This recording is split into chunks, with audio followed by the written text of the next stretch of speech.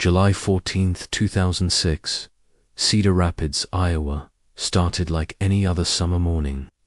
But what should have been a routine day turned into the beginning of a nightmare for the Thompson family.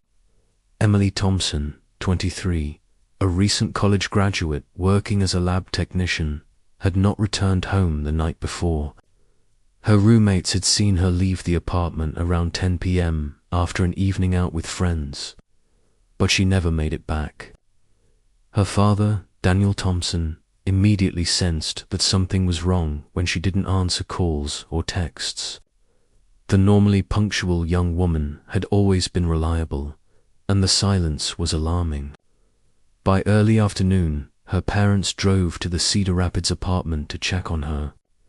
The door was unlocked, a light breeze through the screen letting in the July warmth, but Emily was nowhere inside.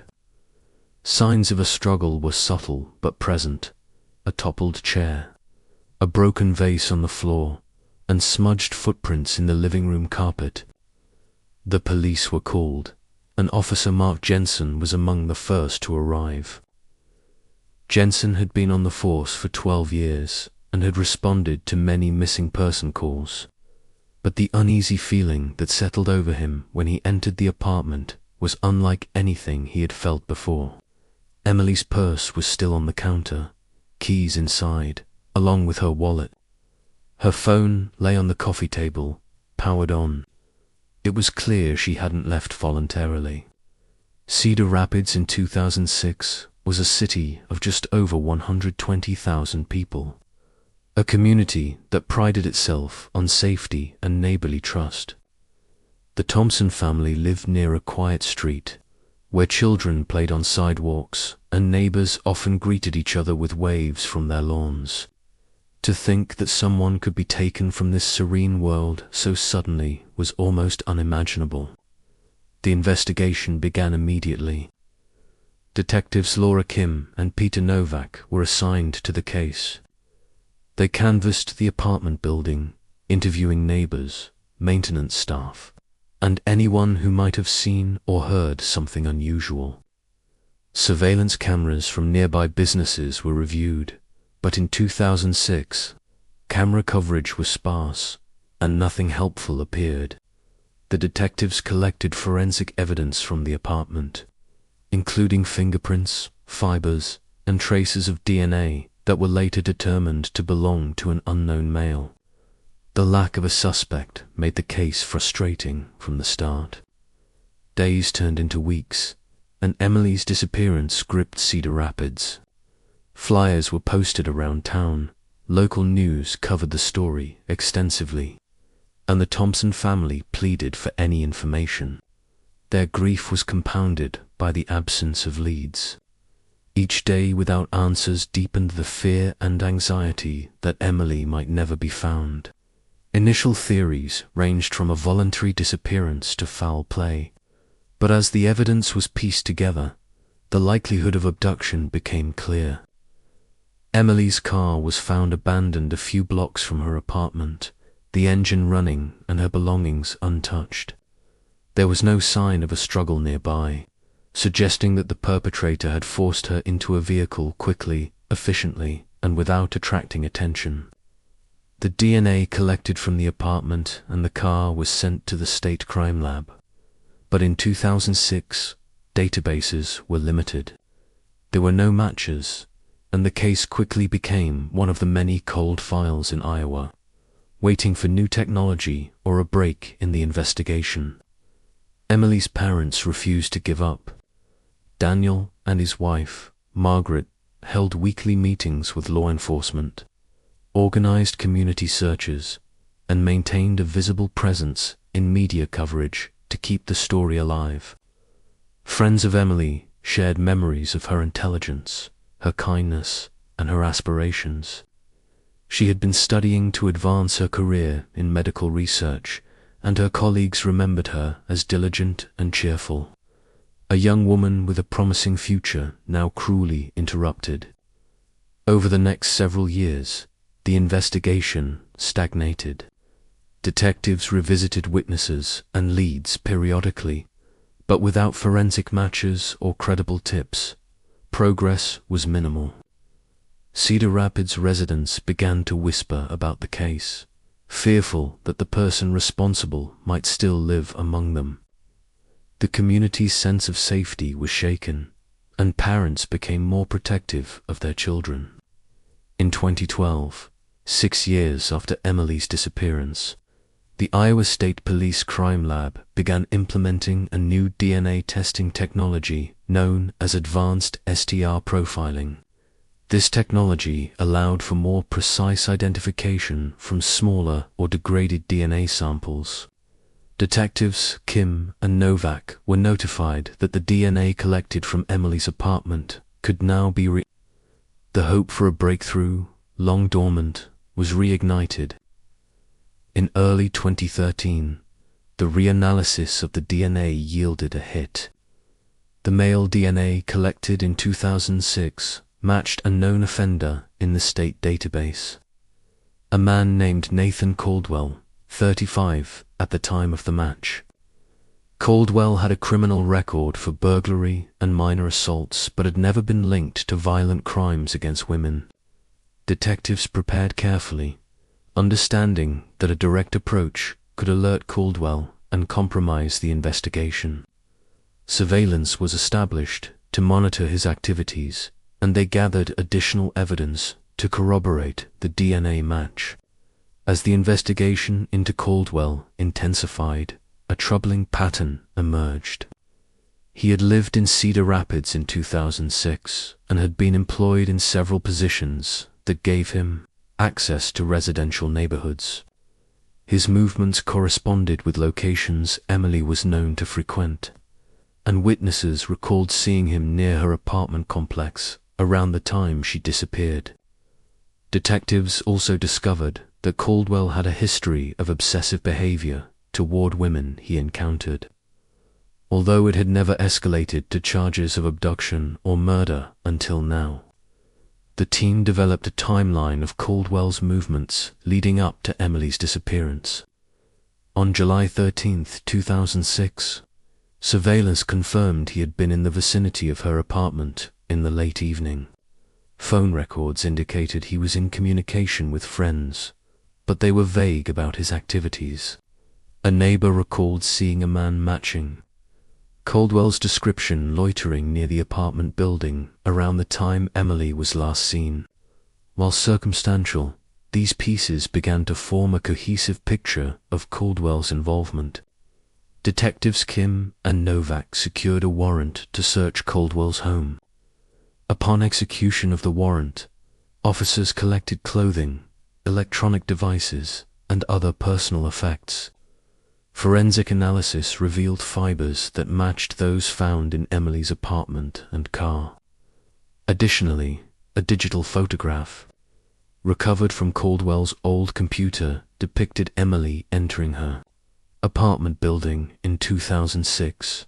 The image had never been seen by law enforcement before and became the key evidence that tied Caldwell directly to Emily's disappearance. Confronted with this new evidence, Caldwell was arrested without incident. He was taken into custody, and during questioning, he initially denied any involvement. However, the weight of DNA, fiber matches, and the photograph made his position untenable. After several hours, Caldwell confessed to abducting Emily from her apartment, stating he had followed her for weeks and had become obsessed with her. He admitted to holding her captive briefly before killing her in a location outside the city, disposing of her body in a wooded area along the Cedar River. The confession, combined with forensic evidence, provided prosecutors with the necessary tools to move forward with a case that had remained cold for 7 years. Emily's family, while devastated by the confirmation of her death, felt a measure of relief that the person responsible had been caught and that they finally had answers. The prosecution, led by Assistant District Attorney Linda Hayes, meticulously prepared the case for trial. Every detail from the investigation, the DNA evidence, Caldwell's confession, and the photograph was catalogued and presented in a coherent narrative that clearly demonstrated guilt. Experts in forensic analysis testified about the DNA and fiber matches, the authenticity of the photograph, and the procedures followed to ensure the evidence was preserved and credible. During the trial, witnesses recounted Emily's life, her aspirations, and the devastating impact of her disappearance on the community. Friends described her as intelligent, caring, and full of life, emphasizing the profound loss caused by Caldwell's actions. Law enforcement officers detailed the painstaking work that had led to his arrest, highlighting the importance of revisiting cold cases and applying new technology to unsolved crimes. Caldwell, throughout the trial, maintained a stoic demeanor. He attempted to minimize his responsibility, claiming that he had not intended to harm Emily and that the situation had spiraled out of control. The defense sought to challenge the DNA evidence, arguing potential contamination and questioning the chain of custody. They also tried to cast doubt on the photograph, suggesting it could not conclusively place Caldwell at the scene. The prosecution countered each argument with expert testimony, documentation, and the direct confession Caldwell had given to detectives Kim and Novak. Public interest in the case remained high. Cedar Rapids residents, journalists, and legal observers followed each hearing closely, fascinated by the resolution of a case that had haunted the community for nearly a decade. The trial underscored the emotional toll of long-term investigations, the persistence required by law enforcement, and the powerful role of forensic science in uncovering truth. In preparation for the sentencing phase, victim impact statements were collected. Emily's parents recounted the years of uncertainty, the daily pain of not knowing her fate, and the emotional weight of living with unanswered questions. Friends and extended family shared personal stories of Emily's character, her kindness, and her potential, painting a vivid picture of the young woman whose life had been cut tragically short. The culmination of these efforts emphasized the human cost of Caldwell's crime, reinforcing the need for a sentence that reflected both justice and accountability. The judge, taking into account the premeditated nature of the abduction, the calculated disposal of Emily, and the psychological impact on the community, sentenced Nathan Caldwell to life imprisonment without the possibility of parole. For the Thompson family, the sentence represented the end of a long, painful chapter. While nothing could return Emily to them, they could finally find a measure of closure, knowing that her killer would no longer pose a threat to anyone else. The investigation, arrest, and trial of Caldwell became a case study in the power of persistence, modern forensic technology, and meticulous investigative work. Detectives Kim and Novak continued to advocate for cold case reviews, using Emily's case as an example of how advances in DNA testing and careful attention to overlooked evidence could solve crimes long thought unsolvable. Cedar Rapids slowly began to recover from the shock of Emily's abduction and murder. Community programs were implemented to educate residents about personal safety, the importance of reporting suspicious behavior, and the value of supporting law enforcement efforts. Memorials for Emily served both as a reminder of the tragedy and as a symbol of resilience, inspiring the community to remain vigilant while honoring her memory. The discovery of the hidden photograph and the eventual DNA match highlighted the importance of revisiting evidence with fresh eyes and updated technology. It demonstrated that even after years of stagnation, cases could be solved, providing answers for families and communities alike. For the Thompson family, the resolution of the 2006 cold case was bittersweet. The confirmation of Emily's death brought pain, but also relief, knowing that justice had been achieved. They continued to engage with the community, advocating for cold case awareness and supporting initiatives to help families affected by unsolved crimes. The story of Emily Thompson's disappearance, the hidden photograph, and the eventual capture of Nathan Caldwell became part of Cedar Rapids' collective memory. It reminded residents that vigilance, persistence, and technological advancement in law enforcement could bring light to dark, unresolved mysteries. The 2006 Iowa cold case, once thought lost to time, ultimately proved that truth and justice could prevail, even after years of uncertainty, fear, and heartbreak following Nathan Caldwell's arrest in 2013. Cedar Rapids was gripped by a mixture of relief and disbelief. For the community, 7 years of uncertainty had finally ended. But for the Thompson family, the emotional journey was far from over.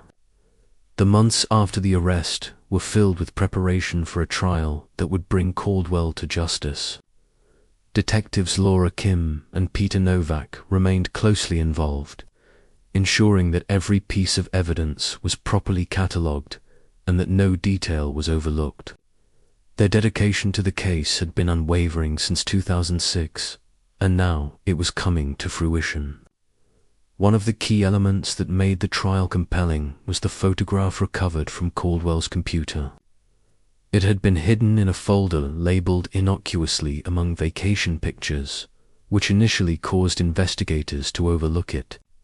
Only during a thorough digital forensics sweep was it discovered. The photograph showed Emily entering her apartment building, unaware of the danger that was about to unfold. Forensic experts confirmed the authenticity of the image, establishing not only the presence of Caldwell in the vicinity, but also his premeditated interest in Emily. The DNA evidence collected in 2006 became another cornerstone of the prosecution's case. Initially, the sample was too small to match anyone in the database, but with the advent of advanced STR profiling, forensic scientists could extract more information from degraded or partial samples. The match to Caldwell was conclusive, linking him directly to Emily's apartment and confirming his presence during the abduction. Detectives also emphasized the fiber evidence collected from both the apartment and Caldwell's clothing. The fibers, while small, were unique and confirmed that Caldwell had been inside Emily's living space. This type of forensic detail, often overlooked in older investigations, proved invaluable in reinforcing the connection between the suspect and the crime scene. As the trial approached, the prosecution compiled a timeline of events. On the night of July 13, 2006, Caldwell had followed Emily from a local grocery store where she had stopped briefly after work. Surveillance footage from the store, while grainy, placed him nearby at the same time. Witnesses recalled seeing him loitering in the parking lot, and his cell phone records placed him in proximity to Emily's apartment. These details were presented in court to demonstrate that Caldwell's actions were deliberate and calculated, rather than random or impulsive. The trial began with a packed courtroom, including members of the Thompson family, friends, and Cedar Rapids residents. Emotional testimony from Emily's parents set the tone, describing their daughter's life, her ambitions, and the impact of her disappearance on their family. They recounted the years of anxiety and the daily fear that Emily might never be found. These testimonies humanized the case and provided context for the severity of Caldwell's actions. Detective Kim took the stand to explain the investigation's evolution. She detailed how evidence was collected in 2006, the challenges of working with limited technology at the time, and how modern DNA testing ultimately led to Caldwell's identification. Her testimony highlighted the importance of persistence in law enforcement and the potential for cold cases to be solved, even years after the crime. The photograph of Emily entering her apartment was introduced as evidence, generating a visible reaction from the courtroom.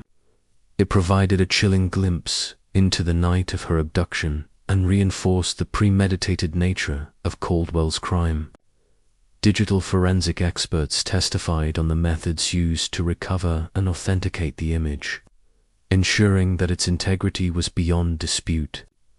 The defense attempted to challenge the evidence, arguing that the DNA could have been contaminated and that the photograph was inconclusive. They suggested alternative explanations for Caldwell's presence near Emily's apartment, trying to cast doubt on his intent and involvement. However, the prosecution countered each point with meticulous detail, presenting chain-of-custody documentation for the DNA evidence, expert validation for the photograph, and corroborating witness statements that confirmed Caldwell's suspicious behavior in the days leading up to Emily's disappearance. The community's reaction to the trial was intense. Local news covered each session, and public interest remained high. Residents shared their memories of Emily, reflecting on her life and the shock of her disappearance. Many expressed relief that the case had been solved, but continued to grapple with the trauma inflicted by the crime and the long period without answers. Caldwell's behavior in court remained largely unresponsive. He gave minimal testimony, often relying on his defense team to speak on his behalf. When questioned about the abduction, he claimed that events had escalated unexpectedly, attempting to minimize his responsibility. The prosecution, however, presented the cumulative evidence, the DNA match, the fibers, the photograph, and witness accounts as a cohesive narrative of intentional, premeditated crime. Victim impact statements were a critical part of the proceedings. Emily's parents described the emotional toll of living without knowledge of their daughter's fate, the grief of imagining worst-case scenarios, and the years of uncertainty that overshadowed their lives. Friends and colleagues shared stories of Emily's kindness, ambition, and the bright future she had ahead of her. These testimonies painted a full picture of the human cost of Caldwell's actions, creating a powerful emotional context for the jury. Forensic experts explained the DNA testing process in simple terms, ensuring the jury could understand how small traces of biological material could definitively identify Caldwell. They described how partial and degraded samples could now yield precise matches thanks to advancements in technology, reinforcing the reliability of the evidence. The fiber evidence was similarly explained, detailing how minute strands of clothing could link an individual to a specific location. In this case, Emily's apartment and vehicle. As the trial progressed, patterns in Caldwell's behavior before and after the crime were scrutinized. Investigators detailed how he had maintained contact with social circles to create an alibi, avoided interactions that might expose him, and attempted to erase traces of his presence. These actions underscored his awareness of wrongdoing and the calculated nature of the abduction. Media coverage focused not only on the details of the crime, but also on the broader implications for law enforcement. Experts highlighted how advancements in DNA testing and forensic science could solve cold cases that had once seemed impossible. The Emily Thompson case became a reference point for investigators across Iowa and neighboring states, illustrating the potential for old evidence to yield justice when reviewed with new techniques.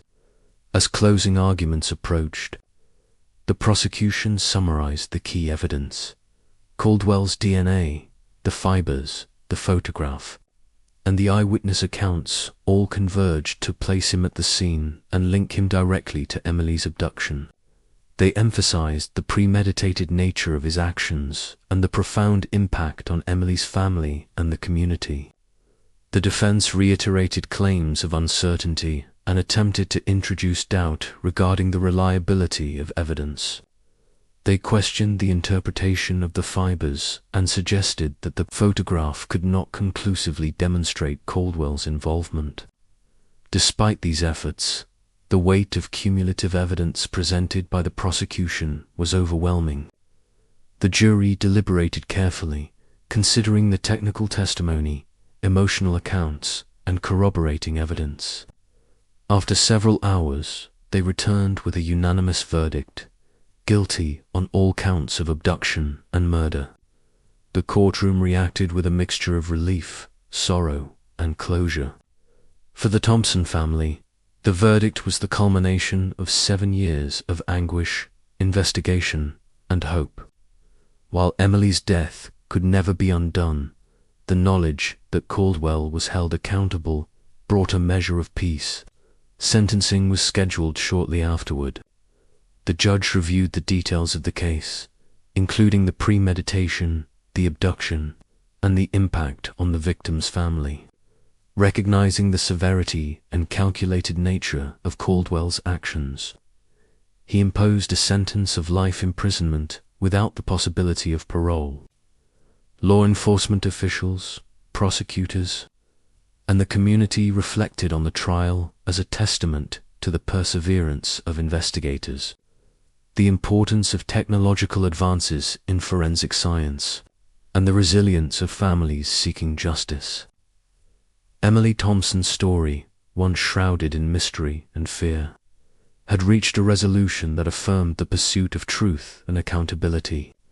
In the aftermath, the Cedar Rapids Police Department implemented protocols to regularly review cold cases using updated DNA testing techniques. The success of Emily's case encouraged officers to revisit older files, knowing that breakthroughs could occur years after the original investigation.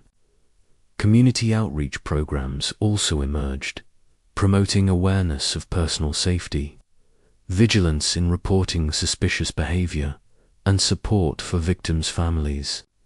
Memorials and community events honored Emily's memory, celebrating her life and ensuring that her story remained a part of Cedar Rapids history. The case demonstrated the power of persistence, meticulous investigation, and modern forensic science. It showed that even after years of uncertainty, crimes could be solved and families could find closure. Emily Thompson's disappearance, the subsequent investigation, and the eventual capture and conviction of Nathan Caldwell remain a reminder that justice, though delayed, can prevail. For the Thompson family, the resolution of the 2006 cold case allowed them to begin the long process of healing. They continued to engage with the community, advocating for cold case reviews and supporting initiatives to aid families affected by unsolved crimes. Cedar Rapids, once haunted by uncertainty, gradually found reassurance in the knowledge that the person responsible for Emily's death was no longer a threat. The successful conclusion of the case provided lessons for law enforcement nationwide. It underscored the importance of preserving evidence, the potential of revisiting cold cases with new technology, and the critical role of community cooperation in solving crimes. Detectives Kim and Novak were recognized for their unwavering dedication, demonstrating that persistence and attention to detail could bring resolution to even the most challenging cases. Emily's story became an emblem of hope and the relentless pursuit of justice, reminding communities that time does not diminish the value of truth, and that with determination, accountability is achievable. No matter how many years have passed, the final weeks before sentencing were emotionally intense for the Thompson family. After 7 years of waiting, they were finally preparing to confront Nathan Caldwell in court as a convicted criminal. Emily's parents spent those weeks reflecting on her life, sharing memories with friends, and leaning on their support network. Each recollection reinforced the person Emily had been: kind, ambitious, and full of potential, and underscored the gravity of the loss they had endured. On the day of sentencing, the courtroom was filled with family, friends, and community members. Local reporters documented every moment, capturing the collective sense of closure and relief. Judge Reynolds presided over the proceedings, ensuring the process remained orderly while acknowledging the profound emotional weight of the case. The judge reviewed the details of Caldwell's crimes, emphasizing the premeditation involved, the abduction, and the undeniable link to Emily through DNA and photographic evidence. He recounted the years of uncertainty, the tireless work of investigators, and the painstaking forensic processes that had finally brought the truth to light. When it came time for victim impact statements, Emily's parents spoke with composure, though their voices occasionally faltered under the weight of grief.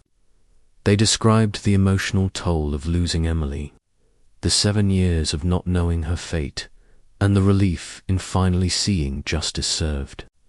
Friends of Emily added their voices, sharing stories of her warmth, ambition, and the bright future she had ahead of her.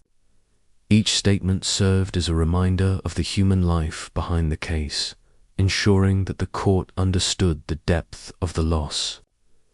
Nathan Caldwell maintained a detached demeanor throughout the hearing.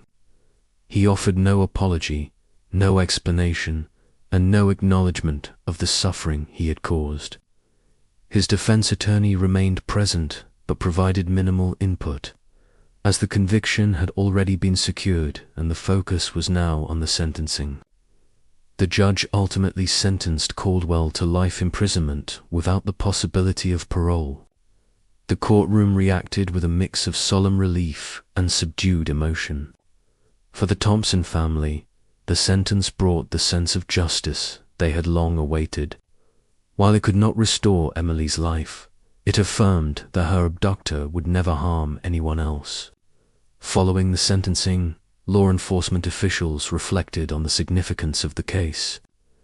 Detectives Kim and Novak shared insights into the investigative process, emphasizing the importance of perseverance, meticulous evidence collection, and the impact of technological advancements in DNA profiling.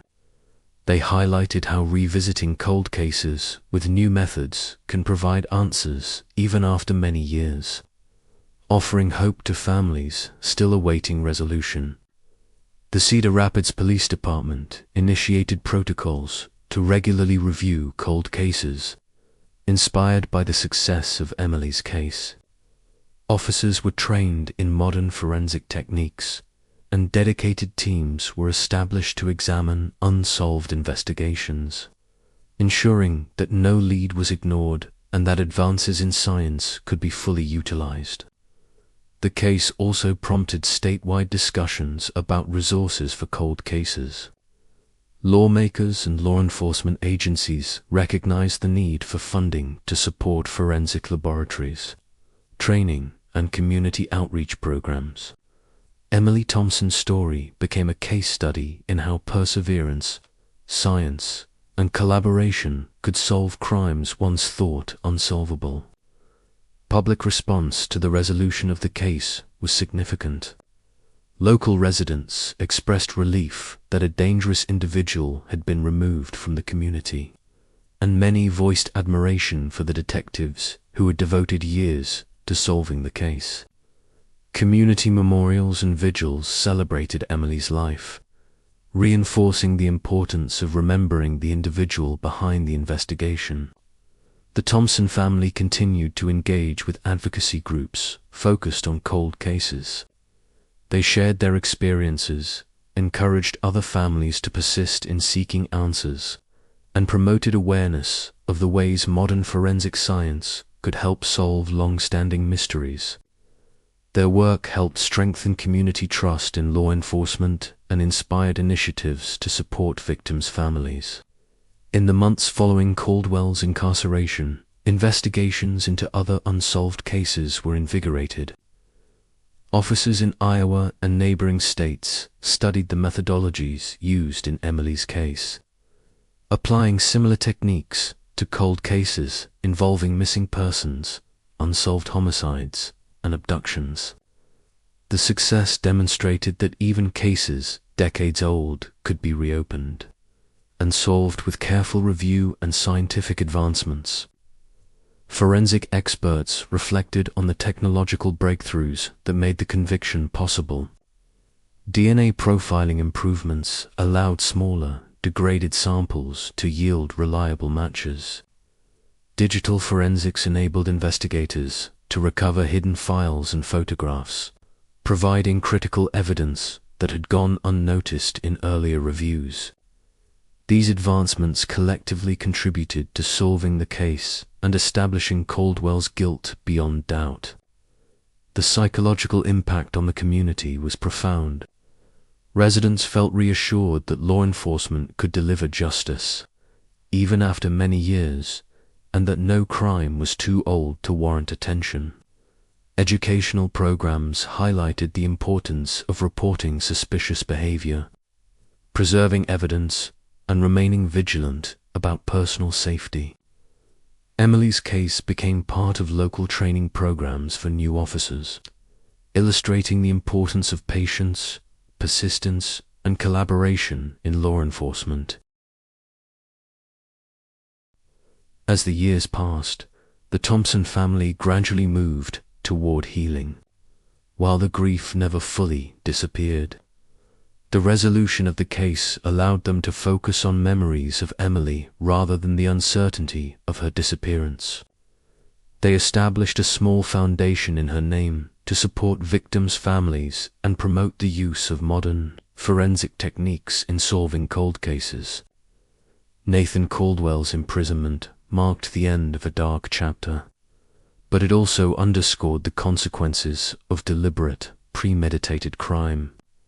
His lack of remorse and the methodical nature of his actions highlighted the danger he posed and reinforced the necessity of thorough investigations.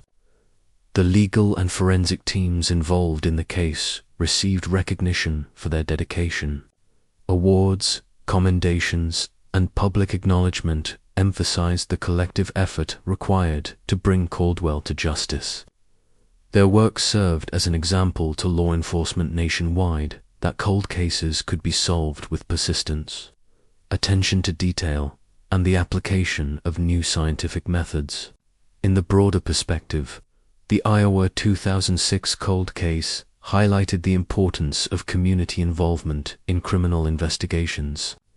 Witnesses, neighbors, and friends provided crucial observations that, when combined with forensic evidence, created a clear picture of events. Public awareness campaigns stressed the value of timely reporting and cooperation with authorities, reinforcing the role communities play in ensuring safety and accountability.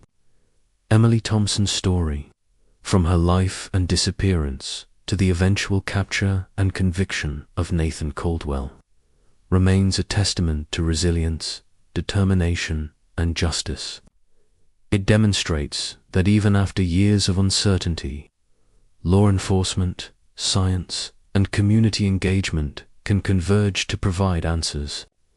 For families enduring similar losses, it offers hope that resolution is possible, that perpetrators can be held accountable, and that the truth, though delayed, can ultimately prevail. Today, Cedar Rapids remembers Emily, not only for the tragedy that befell her, but for the strength her story imparted to the community. Her legacy serves as a reminder that cold cases are not forgotten, that every piece of evidence matters, and that justice, though sometimes delayed, can be achieved through perseverance, dedication, and the relentless pursuit of truth.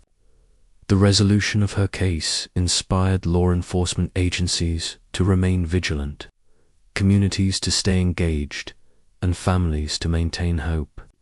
Emily's life, though cut short, left an enduring impact on those who knew her and on the broader effort to ensure justice for victims everywhere.